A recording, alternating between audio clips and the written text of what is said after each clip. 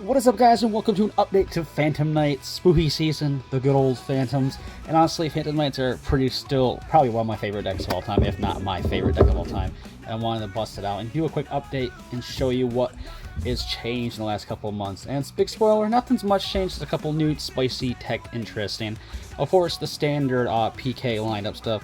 Of course, you have your good old 3 Torn Scales, 2 of the Boots, 2 of the Cloak, 1 Ragged, 1 of the Stained Greens, 1 of the Rank Up, 3 of the Goat card itself, Fogblade, 1 Shade, and then 1 Sword to round out like our actual Phantom Knight core.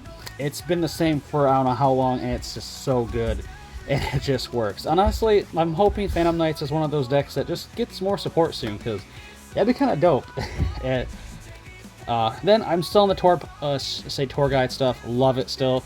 The adventure package, I think, just isn't cutting it really, and honestly, if they say through testing, I still always just prefer tour guide because it helps facilitate your plays, the goal that the deck wants to do more than just the adventure engine. Which, remember, the adventure engine's a fine engine. It's great, but it's definitely had its time in the light, and I think it's definitely put kind of off on, say, people's radar.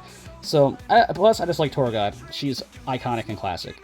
Then of course, say Kegamusha Knight, I wanted to step it up to 5 normals, just in case the normal on Tour Guide is negated or something, or they stop the summon on Tour Guide. You still have the additional normal of Kegamusha to actually just go into, or if you just opening a chance of opening more normal summons, because Kegamusha is just a free additional level 3 monster on normal, so never a bad thing with that.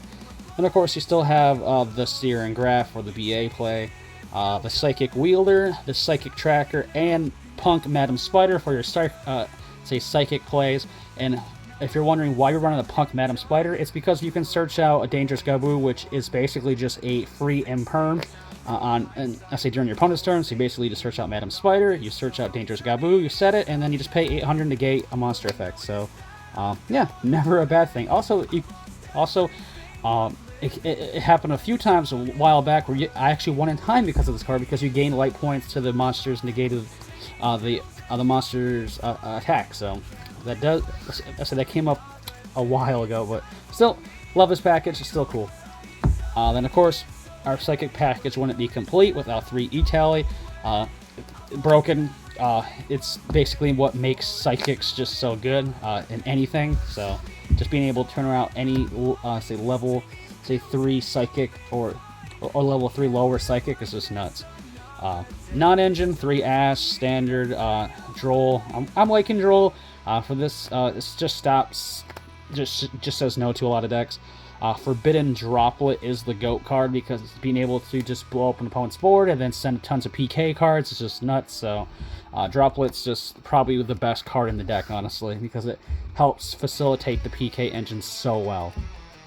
Then of course, our 3 power spells, Cullbikes, we don't like hand traps, Foolish Burial just to send a PK. It's mostly in here if you open it and you get disrupted, you still have an access to dump a PK to the graveyard and trigger it off its effects.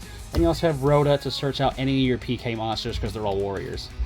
So yeah, that's it for the main deck. We're going to go on to the extra. Evil Swarm Nightmare.